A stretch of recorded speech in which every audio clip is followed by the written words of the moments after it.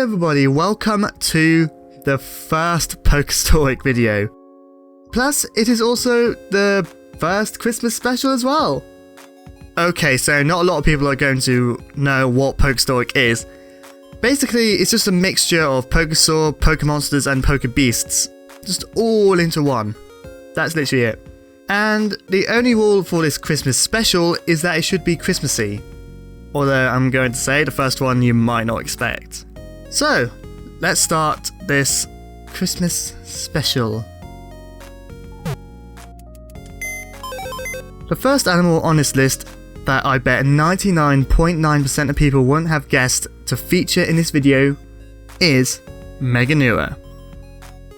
The largest known winged insect to have lived, Meganura had a wingspan up to 70 centimeters, although one source said 75 centimeters. Like its modern relatives, it was unable to fold its wings back while resting. Although referred as a dragonfly, it is occasionally called a griffinfly. As a morphological difference, as well as its size, it lacks distinctive wing features found in modern dragonflies and damselflies. As well as Meganura, many other insects and land-based arthropods grew to massive proportions during the Carboniferous. There are a few theories surrounding this, although the most popular theory is that because insects grow depending on oxygen density, it is likely that oxygen levels were about 14% higher than they are today, enabling them to sustain a larger body size. Ironically, when oxygen levels began to drop, either Meganura and other large insects went extinct, or they shrunk to smaller sizes. For such a large animal of its kind, there wasn't a lot of information I could find, although I suppose a giant dragonfly may not be as interesting to cover as many other prehistoric animals of the Carboniferous. Personally, I love this animal since it's just a giant dragonfly. What else is there to say? Although I can imagine some insectophobes or dragonflyophobes would be terrified of this. Anyway, let's see what this giant avian insect would look like as a Pokemon. Although not as fast as their modern descendants, these bug Pokemon are able to reach speeds of 90 miles per hour. Also, they are able to see up to 270 degrees, making them fearsome predators for their time. To avoid larger predators, like Arcan, this Pokemon hides among conifer branches. Hold on. What? That's Yanma. It already exists. I know. Then why did you make a green version? Because it's a variant. Explain.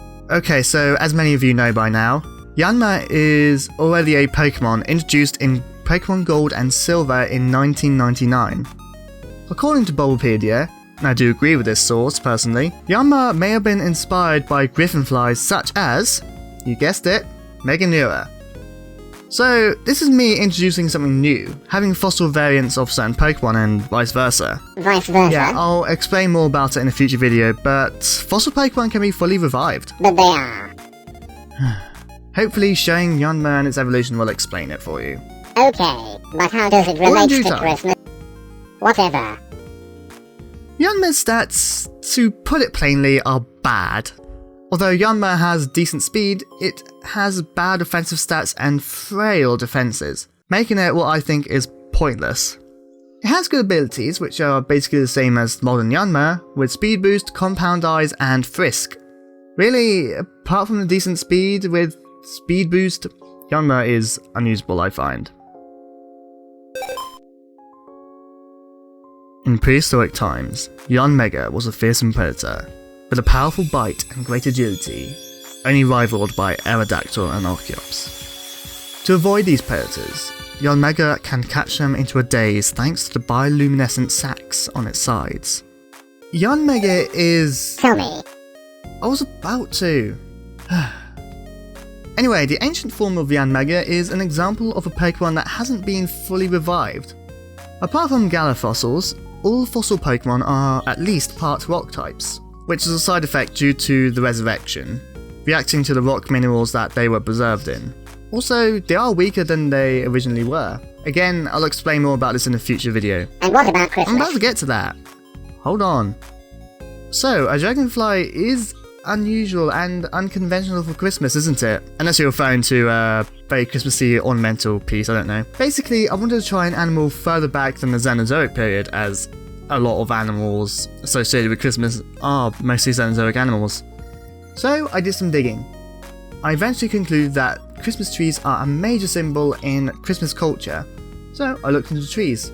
Christmas trees are, to put it plainly, are conifers, and conifers flourished around the Carboniferous. If you look into the word Carboniferous, you would find conifer in there, in that order. You don't have to shuffle any words. So I took an animal from that era and settled with Meganura, an animal that ticks many boxes in my opinion, including the new Pokemon mechanic. Oh, and the wings are inspired by pine cones, common on conifers. Oh, and the little sacks on the sides, they're Christmas lights. Cool. Good job, mate. Oh thanks, I'm glad you finally like it. Although the fossil form of Yanmega isn't as powerful as the living counterpart, its stats are still good, especially with its special attack and speed. However, it is still frail. For abilities, it is still the same as the regular form, but Tinted Lens is an interesting ability.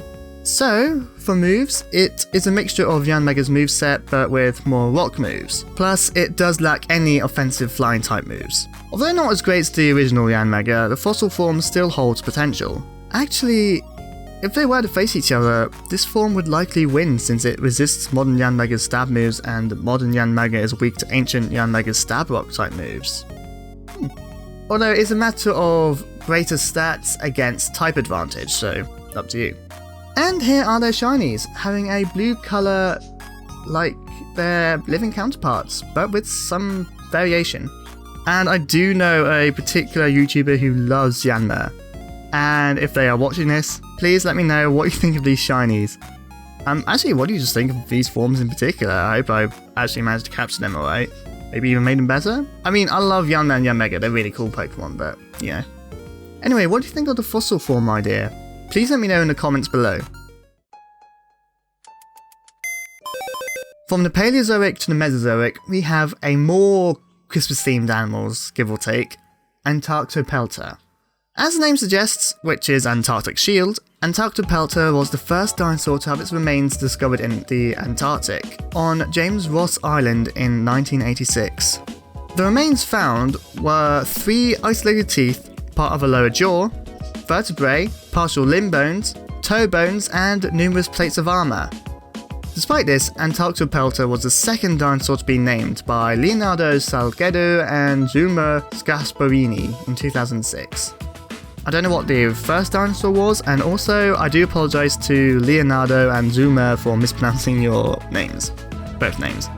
Despite what you think, Antarctica wasn't covered in snow and ice, but was a continent that had seasons, including harsh winters. Antarctopelta itself was a nodosaur, a group of dinosaurs related to the ankylosaurs, but lacks the club at the end of the tail. Despite this, its back and sides would have been covered in bony armour and spikes, which helped disable the carnivore's teeth getting through to the Antarctopelta's soft tissue. Of all continents, Antarctica, I find, isn't well known for its biodiversity, especially in prehistory. Yeah, I know there's penguins and seals and that, but apart from that. But dinosaurs like Antarctopelta does show how successful dinosaurs were, even going to what we think was the coldest continent at the time, and is still the coldest continent today. Oh yes, Jurassic World Live, really happy they made this dinosaur into the game. And they made an epic saying that it's really cool. So, Ludia, if you're listening, please give me a hybrid. I want my Arctic hybrid, please. Anyway, let's see what this Antarctic nodosaur, or Antarctica, I don't know. I tried to just make a funny name, but that didn't, it just went flat. Anyway, let's see what this nodosaur would look like as a Pokemon. Found in the coldest tundra, these Pokemon walk in huge groups, protecting weaker members and other Pokemon. Their skin can freeze almost anything with a simple touch, reaching a body temperature of -100 degrees Celsius. Their spikes of ice are equally cold. People say that these spikes are so resistant that they can only be broken after the death of the Pokemon. How to make an Antarctic dinosaur? Step 1. Cover it in ice. Step 2. Make it white. Hey presto, you got yourself an ice-type dinosaur. But okay, on a serious note, I like how you made the ice into the armor and club on this Pokemon. The white, while representing the ice type, does actually work in a paleoecology sort of way, so making this Pokemon a lot harder to see for any Antarctic predators to see them, making it harder for Antarctic predators to see them. And their spiked armor also helps with their camouflage. For stats, it has good HP bulk, but that's about it. Its defenses are mediocre, and its other stats don't have much either. Well-rounded, but nothing extreme. However, Antarctospike does have two good abilities. First, being Snow Warning, making it good for a hail-oriented team, but the second does make up for the bulk, Frostwalker. At the end of every turn, this Pokemon becomes a better tank. For moves, it does have some powerful moves, which is up for opinion. Ground moves help check rock, fire, and steel types, and normal moves help with versatility. It's also got two signature moves from Black Kyurem and Ice Rider Calyrex. Despite its abilities and moveset, it is vulnerable to fighting types like Pangoro and Phalanx, who both have physical attack greater than Antarctospike's defenses. Saying this, Antarctospike's HP might be its saving grace.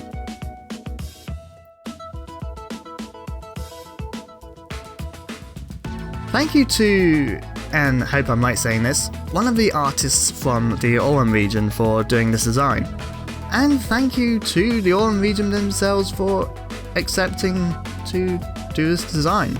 Oh, and I like the contrasting shiny. Great drastic colour change. Anyway, please check them out. Their social media links will be in the description below, or you can just follow what's on screen here.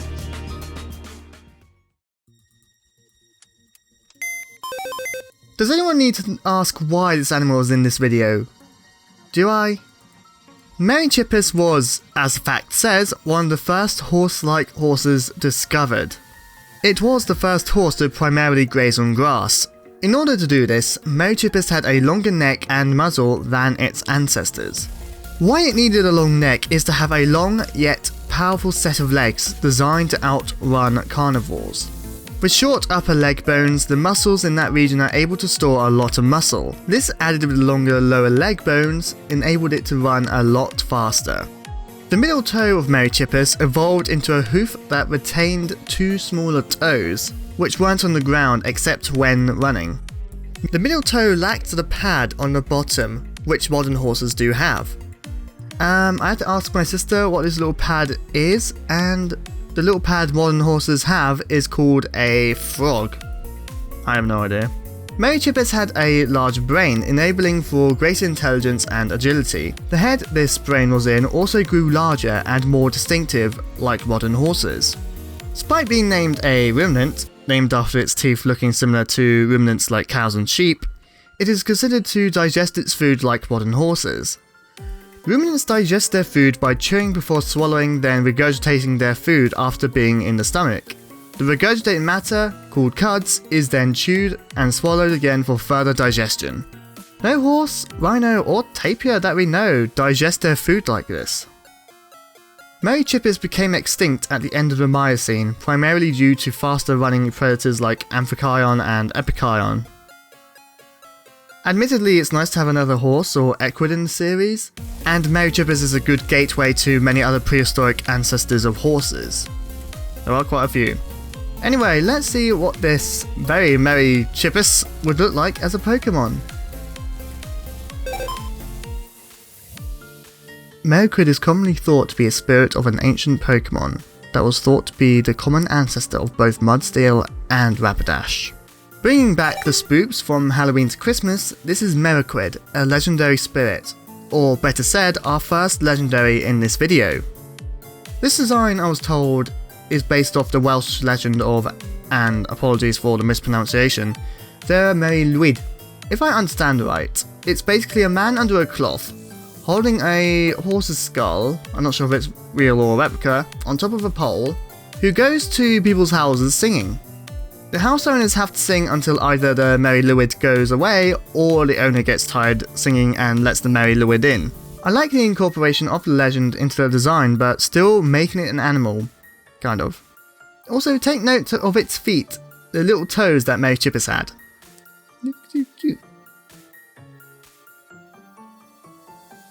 For stats, for Legendary, it has some extreme stats. 161 defense is amazing, followed by 150 special attack and 130 physical attack. It has good speed, but its HP and special defense is lacking. For its signature ability, Meroquid has Thievery, which can make this Pokemon annoying if your strategy depends on the berry. And for moves, it has a great variety with moves like Will-O-Wisp and Confuse Ray to weaken your opponent indirectly. But for a direct approach, Thief, Shadow Ball, Earth Power and Fire Blast offer great offensive options. I would say that the only Pokemon Meroquid is vulnerable to are special offensive dark types like Zoroark that can also outspeed Meroquid. I think does Fairy resist dark? Oh, okay, that makes more sense now. Sorry, no, I would say, yeah, it would definitely get taken out by Bullet Punch with ease. Oh yeah, it's got good physical defense. I can't think of anything on top of my head. That was just bad writing from me. I'm sorry. Yeah, other... Oh! Gengar. Yeah, that. Gengar, Alakazam, Shadow Ball from either of them. That would be quite risky. Yeah, that's all I can think on top of my head. Thank you, and I apologize for mispronouncing this, but thank you to Kalinus for doing this design. I'm happy to have more fairy types in the series, and I appreciate the use of traditional art or physical art for your work. If you want to see more work from them, please check out their Instagram, and if there's any other social media you'll see here, please check them out. A relatively more modern animal, we have the steppe bison. First discovered in Siberia in 1827 by Ludwig Hendrik Bojanus. You know what I'm going to say, sorry. The steppe bison has been found in forms including cave art and ice preservations.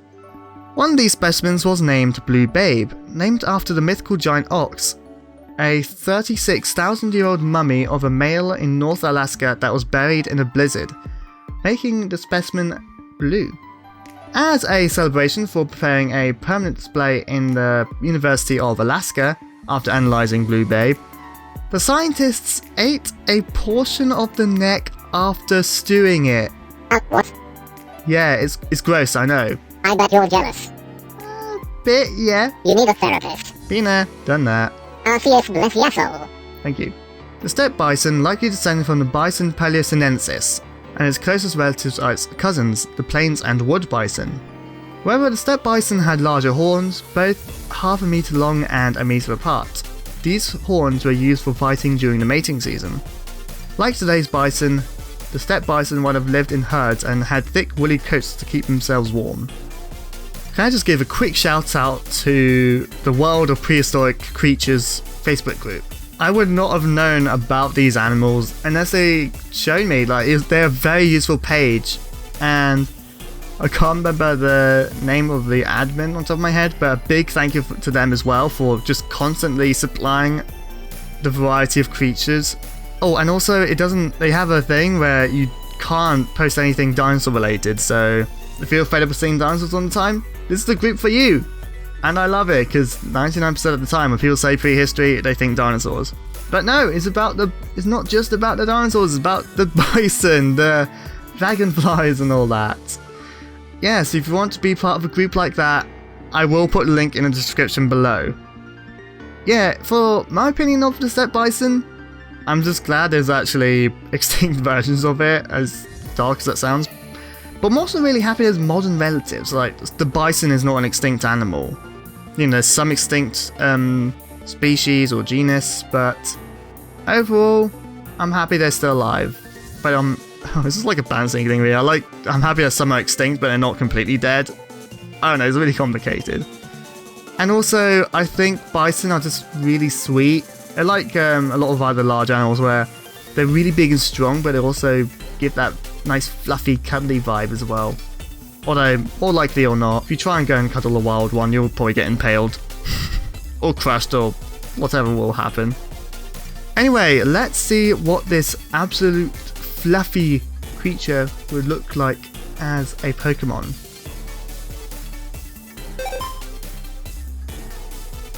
During the winter seasons, Bojan travel in herds to nearby villages. Here, they are able to look out for any stranded people or Pokemon. The herd keeps them safe and warm until they are strong enough to be walked back home. Because of this, people leave berries outside their houses as gratitude for Bojan's selfless deeds. Sorry for tooting my own horn, but I like the Pokédex that I just wrote, and I'm so happy for this design. Very festive, yet still retains the bison.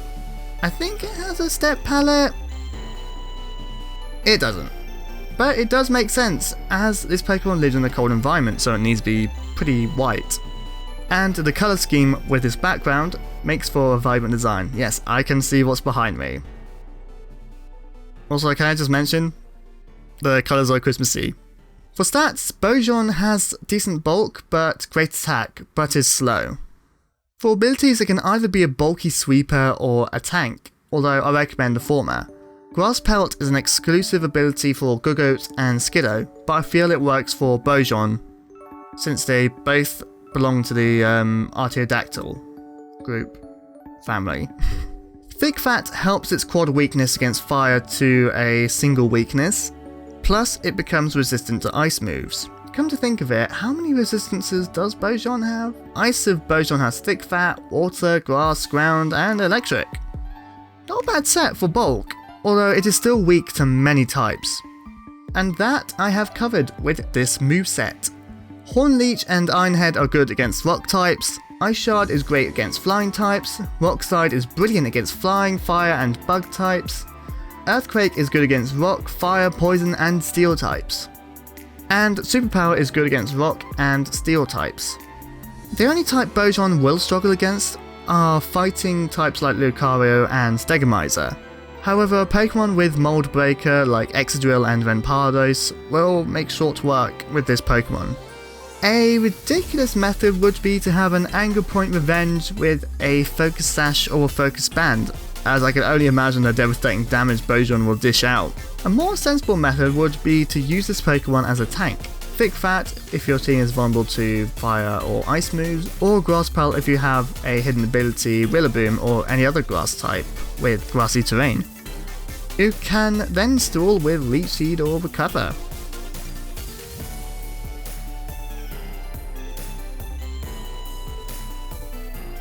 Thank you so much to Jurassic Region for doing this design, and thank you for the lovely shiny you see on screen here. The links will be in the description if you are interested in seeing more from them. Also, I think about the shiny itself, yeah, that's the colour bison generally have. And are there green, yellows, and... never mind. Pyrrhonian Ibex. Pyrrhonian Ibex. The most recent extinct animal in this video is a goat, the Pyrrhonian Ibex. Before their extinction, the species were abundant during the 14th century. They lived in the Rocky Mountains during summer, feeding on scrub vegetation and small pines. During the winter, they moved to the snowless meadows. To help them survive in the cold environment, the Ibex had long hair and thick wool. However, during the summer, they grew shorter hair. The hair was always longer on the neck compared to the rest of the body. Compared to their living cousins, the subspecies called the Spanish and Iberian Ibex, the Pyrrhonian Ibex had larger horns. The young Ibex are able to walk within a day after birth, and their lifespan was up to 17 years. In the mid-19th century, the Ibex's population began to decline. Some hypotheses suggest that the cause of their extinction include competition with other local species for food, a disease of unknown origin, and overpoaching. Despite all of these hypotheses, the cause is still unknown. The last living individual was a female, named Celia, who was found dead under a fallen tree in captivity on January 6, 2000. However, before this incident, DNA samples were taken from her ear. Because of this, the Ibex is the first ever instance of an extinct animal becoming unextinct. After 285 embryos that were clones, of the two gestating for 2 months, on July 30th, 2003, Spanish biologists managed to create a successful clone that was a female. Sadly, she died shortly after birth due to lung defects. This resulted in the first ever second extinction. I mean, about the animal itself, there's not too much to say. I think the incident with Celia was really sad. And same said for the first ever clone of the ibex. I think it's sad she died as well, but to some extent I think that's how science goes. Morality is a little bit more of a grey area in some cases. But yeah, I mean, I thought that was really cool that an animal technically has become unextinct. I'm not sure if there's any other recent instances of an animal becoming de-extinct, but I do actually remember news of the ibex being unextinct. Anyway, let's see what this death-defying species would look like as a Pokemon.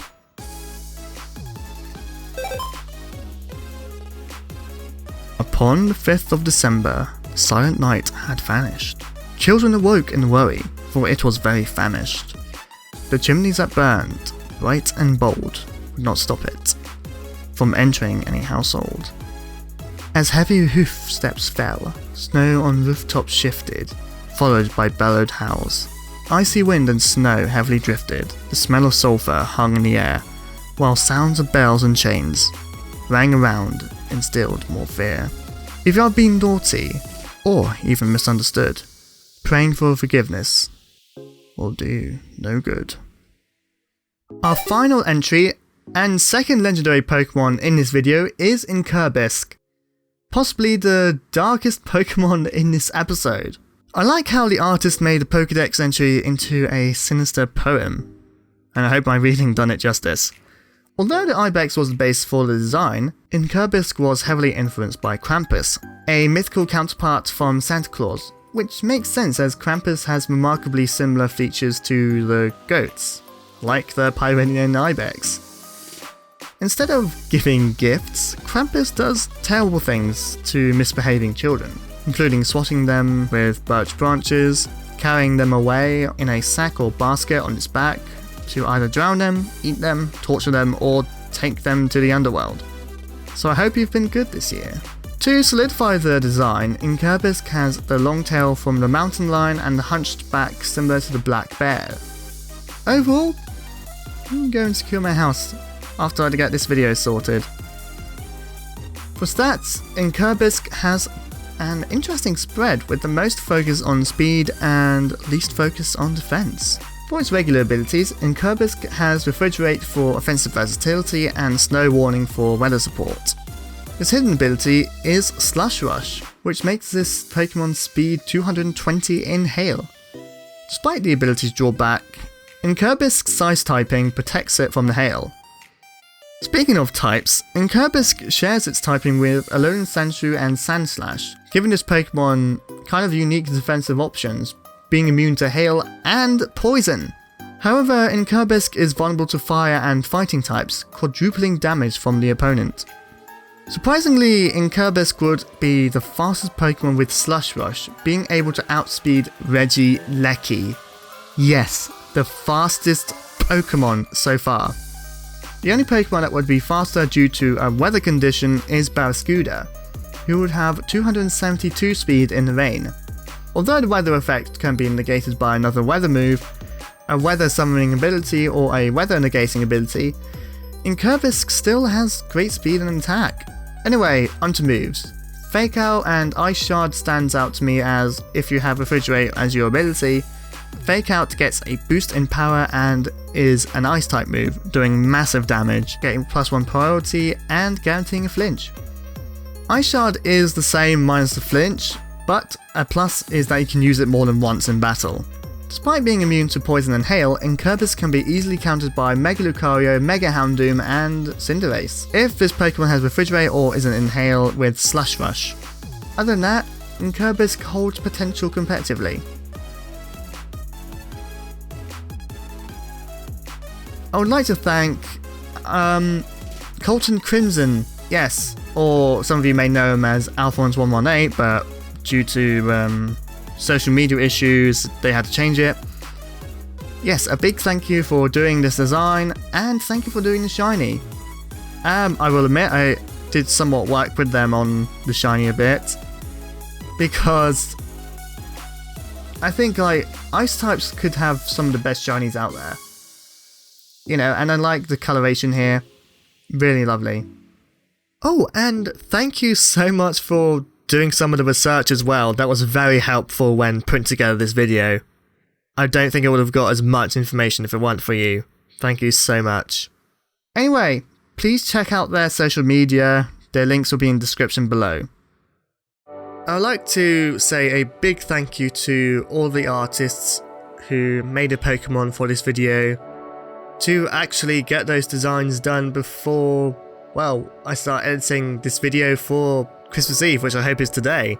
And a big thank you to the other artists who let me use their artwork during the dinosaur segments or animal segments as cutaways. And I just want to thank everyone for reviewing the draft video, which I do apologise if it's been a bit short notice, but as I said, I want to get this video done before Christmas Eve, and yeah, just want to say once again, thank you all so much for helping me out with this video. It's something I'm really, really thankful for, and I hope this video has done all of your artwork justice. Alright, so I'll start with the announcements now. So, what I have planned for the new year, or before the new year, is I'm going to make a special speed art video.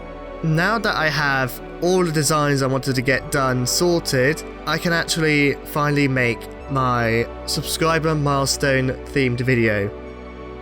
And I'm hoping this will be up by Christmas Eve, not Christmas Eve, New Year's Eve. And I hope you all are looking forward to that. And this one might be a bit more disappointing, but I'm going to take a 3-month break from Pokemon creations, including Randomon and the mini-series. Like, the reason why is so I can improve my videos a little bit more with the background animations, the backgrounds themselves. I don't think they need to be too big. And the animation presets, so you know when my character slides into screen. I just want to improve a lot, basically.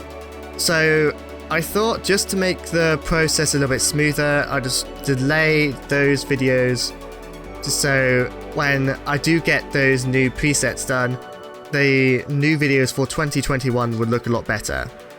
The only video I'm going to publish during those first 3 months of 2021 is Randomon December 2020, which by the time recording this, I wish everyone luck and all the best to you.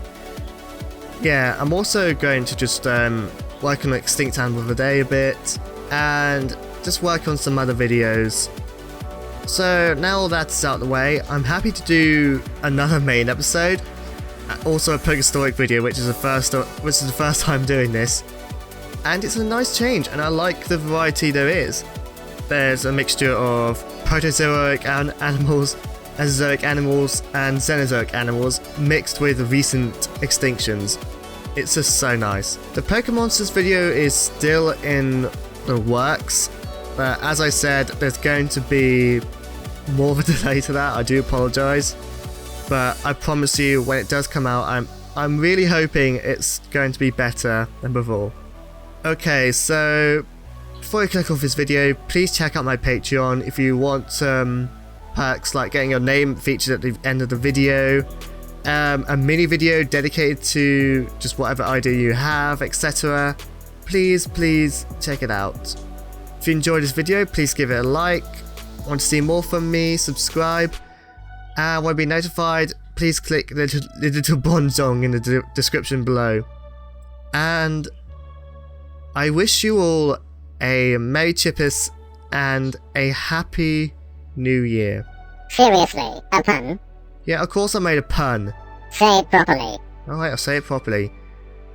I wish you all a Merry Christmas, and may next year be as merry as this one. Yeah, the pandemic was something to be merry about. Yeah, but I don't want to talk about that too much in the series. Sorry about that. In the past, present, or even future, I will see you there. Goodbye!